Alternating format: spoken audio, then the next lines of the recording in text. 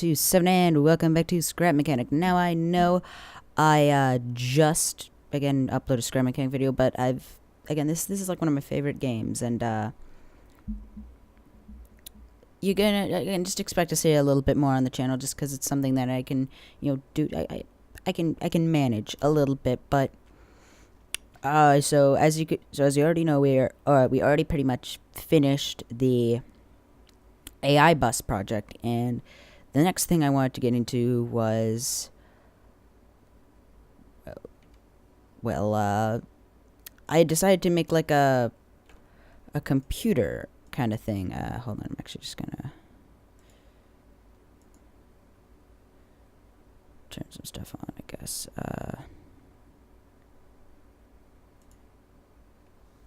But I wanted to pretty much make a very basic computer that could read memory. Now, it originally started off as a disk drive, and it started off as a disk, and it actually span. The disk spun. Didn't spin fast though, and then there'd be a scanner.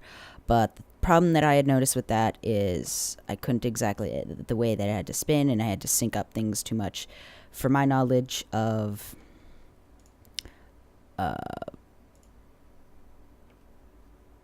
Scrap Mechanic. That was just a little too much for me. So what I eventually decided to do, and I had figured out on how to do, and I finally tweaked it, is pretty much, it's not finished yet, but pretty much there's I should actually delete some of this. I'm a little bit behind on schedule, so if I sound a little bit rushed about what I'm going to be doing, I apologize, but pretty much there's a few different parts to this computer. So first part is, let's just actually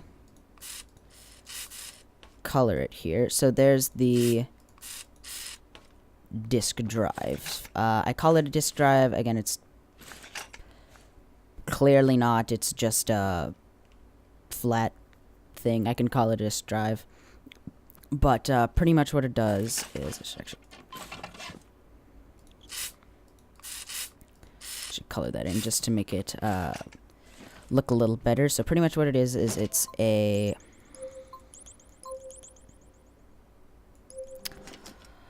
a 15 by 15 square. I didn't do 16 just because the pistons only go out to 15 when you use a controller, which is very weird.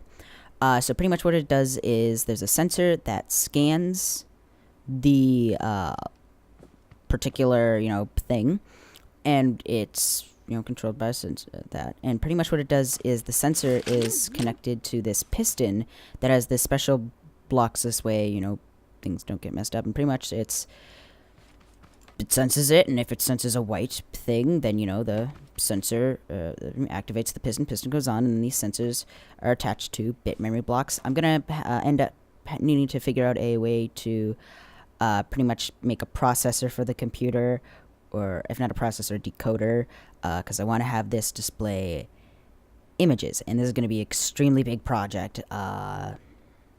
So pretty much in this case, right now, none of the bits of memory are hooked up. When I was first designing this, I had originally had them hooked up, but that ended up pretty much just making, remember the speedometer?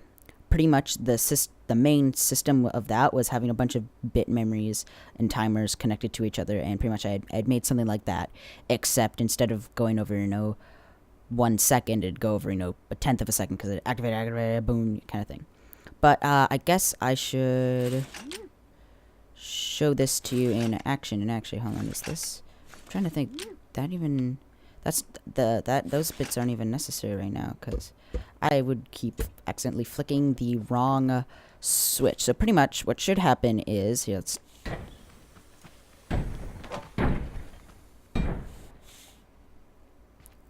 it's not perfect, but you can see here that pretty much I don't exactly know how to describe it. You can see that there are certain bit memory, pieces of bit memory that are activated, certain that are not. Just so you know and understand how this goes, it's 1, 2, 3, 4, 5, 6, 7, 8, 9, 10. I believe there's 20 pieces of bit memory, and then it goes to 10, and then 11, 12, 13, 14. So pretty much what it's made here is, if you look at it, you can see, so first piece of bit memory doesn't get activated because nothing's there, and then 1, 2, 3, yep, 1, 2, 3 blocks, and then, oh, look, 2 spaces, yep, 2 spaces, and then 1, 2, 1, 2, space, and then 1, 2, 3, 2, 3, 1, 2, 2. Look at that. Did its job.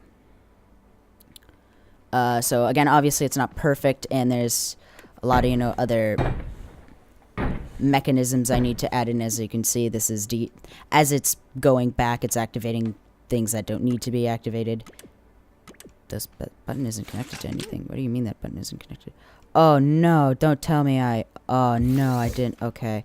Hold on, let me just I've used bit memory before, and I've noticed this.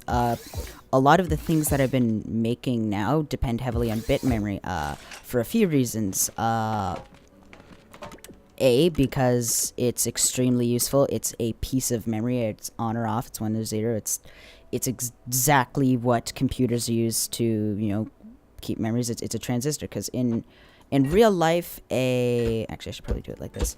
In real life, things that keep memory are like, so when you wonder, again, how I'm not exactly sure if this, I don't think it's for CPUs, but how RAM works or solid state drives would work, is it would be to NOR gate. So if it's pretty much, if you were to connect one to the other, one would be opposite and one would be other, and that's exactly what it is. It's 1 or 0, and then when a machine reads, so when your computer reads the memory, it'll read from one of those, and then it'll say, okay, is it on or off? And if it's on, it's a 1, and if it's off, it's a 0. So it's back and forth. Now, again, due to the mechanics of the game, you have to, if I was to connect this to here, and then go to connect it back, well, I just deconnect it. So what you need is an OR gate. So if any of the links are connected, so what you can do is you can do that, and then if I grab, say, a button, and then do this, bam, bam, bam, bam. So let's say the computer is reading from this piece of memory. So this would be the determining thing of whether it's on or off. So right now it'd be on, so it'd represent a 1. Oh, geez, I forgot about that, right? This particular one does that. So now it represents 0. Now, as you could just see, it just kept making a loop. Now, that's because of the mechanics of the game. Obviously, this won't happen in real life. There has to be, current going through things, so there's ways. But pretty much, as you can see, it takes up 4 blocks here. So pretty much what you have to do here is you have to have an extra AND gate. And then I believe, I can't remember how you do this. Is it, because this is so it's, if this doesn't work, forgive me, there you go, okay. The way that I'm having to build it, opposite, things like that, it confuses it. But pretty much what would happen there is it ended up making an infinite loop and yada yada yada, so I can quickly press it, and as you can see, it's a little finicky. I probably didn't hook it up properly, but yeah, that's pretty much how it works. It's a 1 or 0, and as you can see, so each sensor correlates to that, and then yada yada yada. Very simple, very good. 10 out of 10 would that again. So it's yeah. So pretty much, I'm trying to make a computer. That is what I want to do. I don't want to play games, and I know there's different ways you can play games, but pretty much, I want to have bit memory, and as you can see, I've kind of color coded things. So green represents memory. This should actually be I think the writing head should be yellow, or like yellow. Like a pale green for the memory, I think. But pretty much, yeah, that's it's pretty much it for now. I know it's kind of a weird episode and wasn't exactly, the most eventful thing, in the history of anything, but, yeah, I don't exactly have much else to show. I might as well be here painting the stuff, so yeah. But if you guys have any suggestions for things you'd like to actually like see in the computer, like do you want it to be possible to play a game? I'd need to definitely expand my knowledge of how this stuff works, but I could definitely, you know, try to make a game for this. Like, that's totally 100% possible. Like, I could totally do that. But pretty much the goal of this, besides having a computer, is to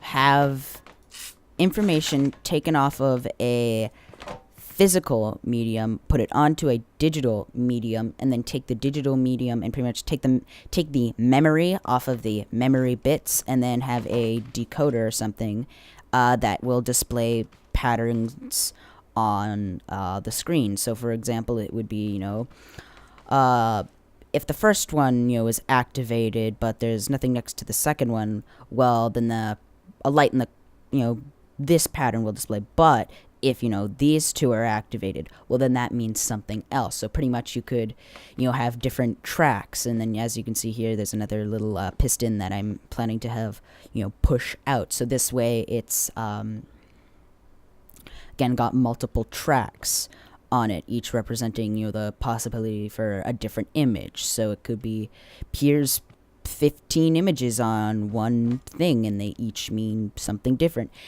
It's going to be extremely complicated, especially since I don't have as much knowledge of this as possible, as, you know, other people. So yeah. Sorry, I have a little sip there, but yeah. I'm thinking of doing a video, a really simple video, just because I don't know much, but a really simple video on bit memory and how to make simple things. I'm just thinking about that. So if you guys want that to be a thing that does happen, tell me in the comments below. Yeah. I guess for the next little bit of the episode, or for the episode video, I guess I might as well make pretty much, because I'm gonna need pretty much a read head now for the memory, again, which is clearly this is not how actual memory works. It's not doing that 100 times a second. My knowledge of how this works and how I can activate these in different ways is very different. I would have used a spud gun, but for some reason sensors and spud guns didn't seem to want to be working. Like, if I press it now, pretty much if I shoot this sensor, this piece of bit memory should become active, and as you can see the little light for the sensor went off, but that wasn't activated. It's activated now, but not anymore, kind of thing. So yeah, the big thing that I'm gonna have, I guess, an issue now would be the decoder. So again, well, making a thing that can, you know, decode the information it's given. So that's definitely going to be a big, not issue, but definitely a thing I'm gonna have to overcome. I don't think I'm gonna need that anymore. That's not connected to anything, neither is that. And clearly, again, this isn't as compact as, you know, I can make this, you know, even more compact. I just I decided to make it a bit bigger, just because that's, you know, I could have space to work and things like that. So yeah. So, you know, clear this isn't going to be, you know, a big fancy, you know, laptop that can, you know, render videos, but it's essentially, again, hoping to be a functioning computer that can definitely going to be able to read memory. So, you know, read memory, but not sure if it's going to be able to, you know, write to memory. So I'm not sure if I'm ever gonna. I'm hoping that I can eventually get it to a point where it can, read write to a disk or something, so I can input such an image, and then again, I say a processor. It's most likely going to be a decoder. Can take that information, put it into the bit memory, and then there will be a write head that can write it onto a disk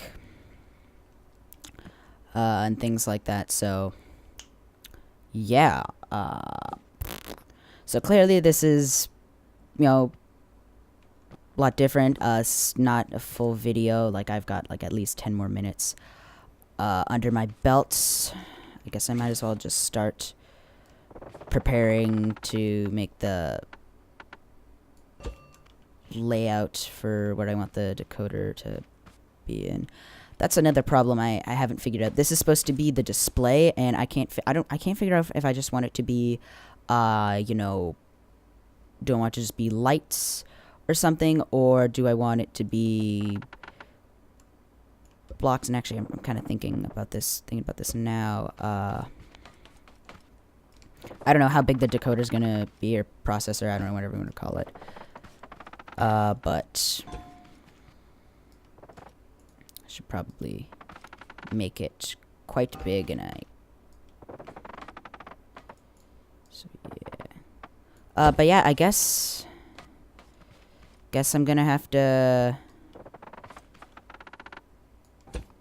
leave it there. So either way, if you guys enjoyed this episode, in all of its bizarreness, I'm sorry my videos haven't been exactly perfect the past few days, just because, again, school's starting and I'm trying to figure out things and yeah. So, but either way, if you guys enjoyed this episode, be sure to like my name and see more of my content, subscribe, and leave a comment down below, as is appreciated. Either way, see you guys in the next one. Bye-bye!